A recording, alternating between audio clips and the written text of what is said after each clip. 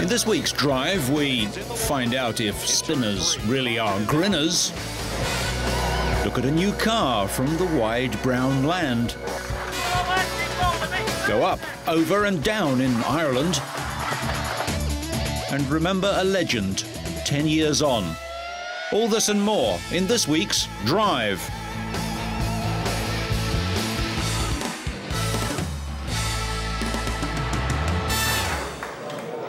We start this week with Colombian Formula One driver Juan Pablo Montoya being grilled by the media at home. He was answering questions about whether his forthcoming jump from Williams to rival team McLaren is a good idea, given their abysmal showing so far this year. The truth is, moving from Williams to McLaren wasn't such a radical change, and suddenly I could get something more from myself with the experience that I already have from Williams, and applying that to another team could work really well. I'm not worried if they are bogged down, and if I move to McLaren and the first year is a disaster, I don't care. The truth is, I think it's better to join McLaren when they have a fast car, and not necessarily a winning car. The Colombian is fourth in the World Championship, behind Ferrari teammates Michael Schumacher and Rubens Barrichello, and BAR driver Jenson Button. McLaren has had a dreadful season so far and is fifth in the constructors' standings. Well, the only car that has been able to compete with Ferrari has been mine. Obviously, we have to find more downforce in the car, faster tyres, more power and a better setup. The car is faster and has more potential. It has a good power-to-weight ratio, and Williams is good. We'll see how we go. Despite announcing his change of team in November last year, Montoya said that Williams BMW have not limited his access to their developments of this year's car. He was confident that he would win races and collect points to give Williams the constructors' title, which is what most interests the team. Montoya finished third last year and the team was second.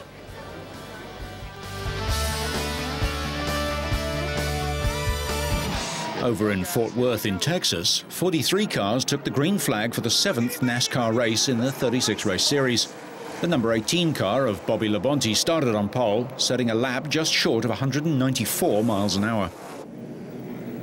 The first caution of the day came when Jeff Gordon tapped Casey Mears on the 18th lap, which tore a piece off Mears' bumper.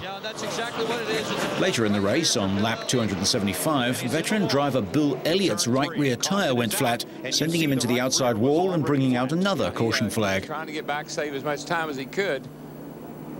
Seconds after that caution period ended and the green flag was waved, there was another accident. Scott Wimmer was spun by Brian Vickers and Jeremy Mayfield ploughed into him on lap 284. Mayfield's car suffered front-end damage and spewed smoke, but he was able to keep it going and drove it back to the pits. This would become a two-car race during the last several laps as veteran Elliott Sandler in the M&M's car was able to hold off Casey Kane to win by half a car length, or 0.02 of a second. Sadler and Kane were racing alone at the front of the field, with the rookie trying to get back in the lead for the 7th time. He led for 148 laps, but not on the one that mattered. Half a car length. Sadler's victory, just his second career NASCAR win, bumps him to 5th place in the championship. Kane has had 3 runner-up positions and a 3rd place finish in 7 races and lies 7th. Kurt Busch still leads the title chase from Matt Kenseth and Dale Earnhardt. Elliott Sadler.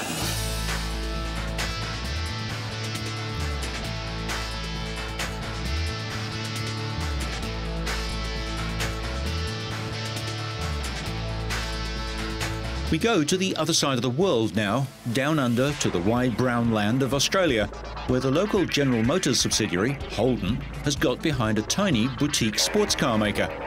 Holden provided styling and engineering support to bring 2 classic-looking sports cars to life, and hopefully dealers' showrooms.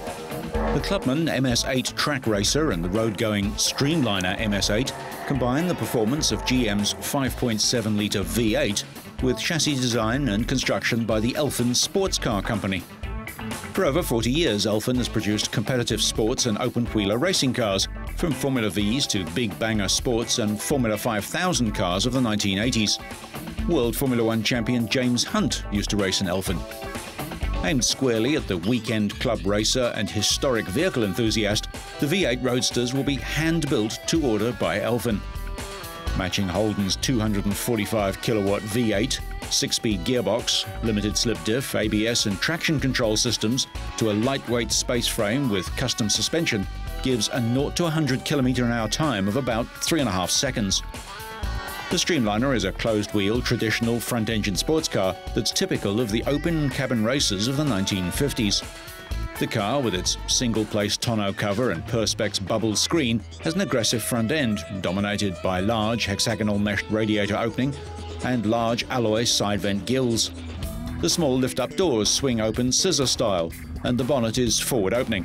Features include a big bore dual exhaust, a racing rearview mirror, historic style fuel cap, styled roll bar, LED combination tail lamps and 5-spoke wheels with a bright silver face. The Streamliner and Clubman share most details: long wheelbase, wide track, custom-tuned suspension, racing brakes, 18-inch wheels and low-profile tyres. The Streamliner's 300mm longer than the open-wheeler Clubman. Elfin hopes to build just 100 cars a year, and because each will be hand-built and prepared to suit individual owners, no two will be the same. The downside is that even at home in Australia, the cars will be very expensive. The Clubman will start at $85,000 and the Streamliner at about $105,000 Australian dollars. That's about £35,000 and £42,000 respectively. But of course, part of the appeal is that each car will be unique. At the other end of the scale, and on another side of the world, Scania went to extreme lengths to test their new R-Series range before launching them. The new trucks feature innovations and improvements in many areas. Quality, operating economy, uptime and the driver's environment have been the focus during development, and a new engine complies with forthcoming Euro 4 emission standards. The company took the best 65% of the existing range and then overhauled and updated the rest to create a competitive new global truck range. Weight has been reduced and reliability and performance improved. The R-Series is an extension and an evolution of Scania's global product range, where many of the components are interchangeable. Customer demand and legal requirements will decide which products are supplied to any given market. The R-Series cabs have passed Scania's unique new crash tests, which include frontal as well as trailer-back collisions. For example, a frontal crash into a concrete barrier at 40 km/h tests all the passive systems in fractions of a second. The steering column deforms to move the steering wheel in a predetermined way. The steering wheel moves to make the rim meet the driver's chest before deforming progressively. In the test, the seatbelts, pretensioners and airbag worked and deployed as they should. The knees of the dummy struck the dashboard, which yielded without cracking. Similarly, the trailer-back crash at 35 km/h, which hits the cab in a more sensitive area than the concrete barrier, triggered the right behavior from the passive safety systems. Scania also performs separate crash tests on the underrun protection system. An Audi A3 slams into a Scania truck at 60 km/h in an offset crash, meaning the impact involves 75% of the car's frontal width. This type of crash demands high safety standards in both the car and the truck. Thanks to Audi's passenger safety design and the truck's underrun protection system, passengers in the car were subject to very low crash forces and could have walked away from a similar incident. The truck driver would have maintained his ability to steer and brake, stopping in a safe place as needed. The front underrun protection is integrated in the bumper, which doubles as a spoiler that improves airflow at the front of the truck. Scania trucks find their way into virtually every country and driving condition on Earth, so the company tests them virtually to destruction. Besides rig testing, prototypes from the new range have been tested over more than 3 million kilometers by Scania's R&D technicians. In addition, since early 2002, around 50 field test trucks have covered close to 4 million kilometers in the hands of customers in 13 countries. Some 200 drivers have been involved, observing strict confidentiality in their day-to-day work, but open-minded in the extensive interview sessions that have formed part of the follow-up process. On the whole, the tests have run smoothly with few major problems and positive reactions from customers. During the first months of this year, volumes of pre-production models built for testing increased, giving Scania staff an unusual problem: how to hide a large number of the new trucks from curious eyes around the firm's main facility in Sweden. Wind tunnel testing is a vital part of road and racing car design, but few would think it much of a consideration for truck builders. Yet, as manufacturers seek to improve on designs, more and more time is spent in the tunnel. Improvements come in cutting wind noise in the cab, which often comes from the mirrors, and ensuring that a limited amount of air actually reaches the windscreen, thereby keeping it cleaner for longer, improving visibility and safety. Airflow across radiators and oil coolers needs to maintain constant operating temperatures, irrespective of where or how the truck is driven or the load it hauls. And similarly, airflow across the brakes and the air systems must be kept constant.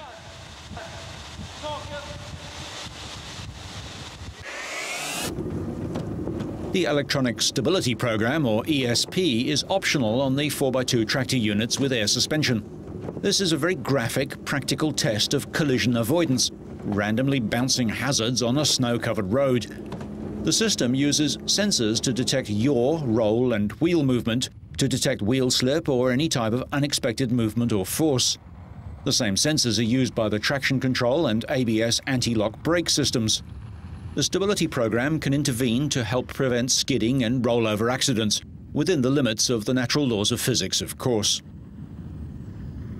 Testing has been extremely thorough to ensure the right functionality under all circumstances. Winter and summer tests on different tractor semi-trailer combinations have been ongoing for the past 8 years. Probably one of the worst scenarios a trucker can face is the sudden loss of pressure in the outside steering tyre on a downhill sweeping bend. The ESP system helps to maintain steerability. New steering gear and chassis tuning provides more responsive feel and handling. The new 4-spring rear air suspension gives a safe and level ride. A new naming system refers to the horsepower output of the truck: 340 and 380 from the 11-litre 6-cylinder, 420 and 470 from the 12-litre 6, and the 500 and 580 from the 16-litre V8 engine.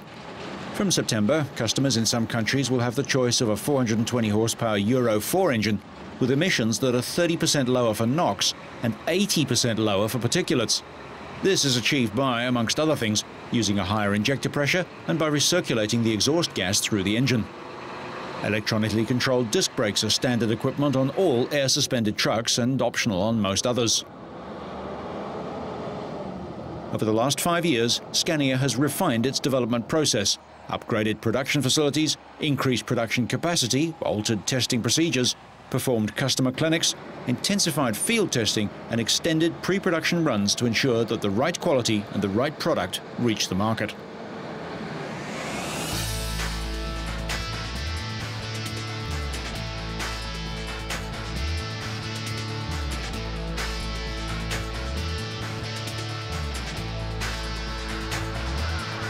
Over 15,000 Trials fans went to Northern Ireland for the first time in 7 years for the opening round of the 2004 championship. Japan's Takahisa Fujinami beat 7 times and reigning world outdoor champion Dougie Lampkin into second place in the opening round, setting the scene for the final day. Overnight alterations to 2 sections had little impact on the severity of the course. With no rain to wash the rocks clean, the riding surface in many of the hazards was even more slippery as mud was dragged over the boulders by early riders. Albert Cabestany of Spain was first out on Sunday, and the Beta rider finished third overall on 32 points, after a third place on Saturday worth 15 points. Next up in the saddle was Fujinami. Lampkin's teammate in the Repsol Montesa HRC team, the Japanese rider couldn't repeat his win from Saturday when he registered 20 points, finishing fourth with 13, to claim second overall with 33 marks.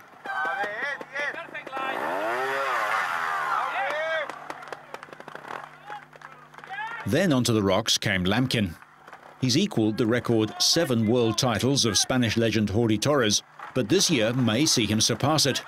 He easily negotiated the rocky terrain on a windy final day as the champion showed his class by winning the closing laps of the competition by 13 marks. With a total score of 37, he ended 4 points clear of his Japanese rival.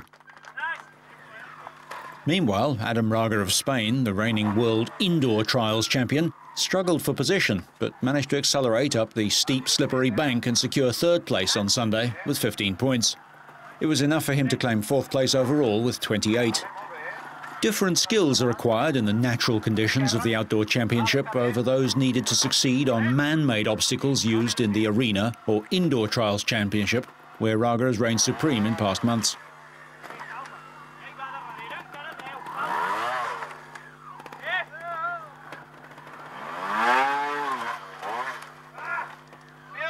Jeroni Fajardo of Spain then proved that he was a newcomer to watch.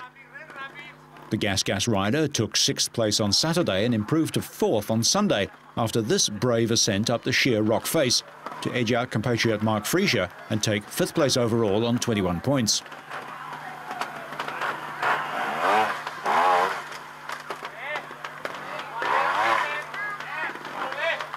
A standing ovation from the crowd in Bangor concluded a good weekend's work for Lamkin as he took the familiar top spot on the winner's podium. Kabastani and Raga made sure Lamkin's party started as the champagne flowed in Northern Ireland. Agueda was the venue for the third event of the motocross MX1 calendar, the Grand Prix of Portugal, and the fans were hoping to see the current world champion, Stefan Everts, put on another virtuoso display. An early tangle saw Joshua Coppens lose many places as he battled to restart his bike. Belgian Everts took the maximum 50 points in Spain, and he soon took the lead. Norway's Kenneth Gundersen slipped in behind, and Mikael Pichon, now fully recovered from a serious injury sustained in the latter half of last year, took third place. A 5th place in Flanders was his best result this year, so he piled on the pressure and claimed second with a lap to go. Up ahead, Everts was cruising and took the checker flag with plenty to spare, and another 25 points for the world champion. Everts, who claimed his 7th world title in the old 250 class last year, narrowly missed the 125 title and won all 3 classes in the final round, has revealed that he will become a father for the first time in August. A pile-up at the start of race 2 left Denmark's Brian Jorgensen stuck at the back. But at the front, Pichon got away first on his Honda, closely followed by the Suzuki of Joel Smets, who's also had a quiet start to his 2004 campaign, with Josh Coppens of New Zealand staying on his bike this time to claim third. Smets dropped back after a series of mistakes, and eventually it was Everts who came through to challenge Pichon for the lead. But the Frenchman took the checkered flag, 47 points, and the overall win, his first since the German Grand Prix 11 months ago. Yeah, I think nobody can imagine how happy I am. It's been a long time, and I trained so hard, and it was difficult for a few months last year. But I think the work always pays off. And there's so many people I want to thank. You know, the doctors in Paris, of course, they put me back on my feet very quick and in the best way. After the third of 15 rounds, Everts is on top, but the next 5 riders will be chasing him, and the next round is at Valkenswaard in the Netherlands.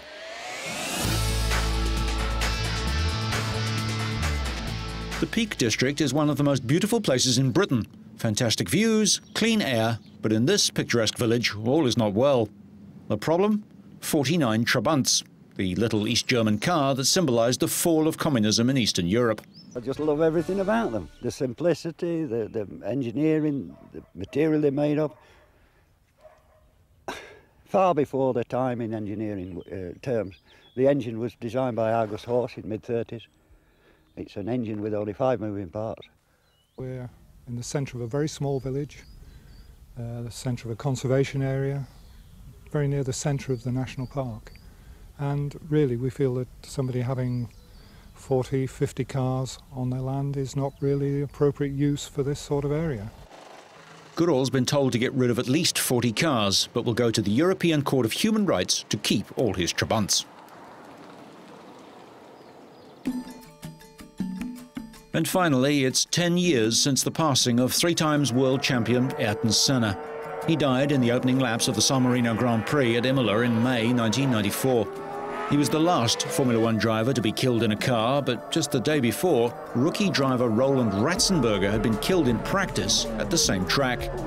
Before that tragic weekend in Italy, it had been more than 12 years since the previous Formula One fatality.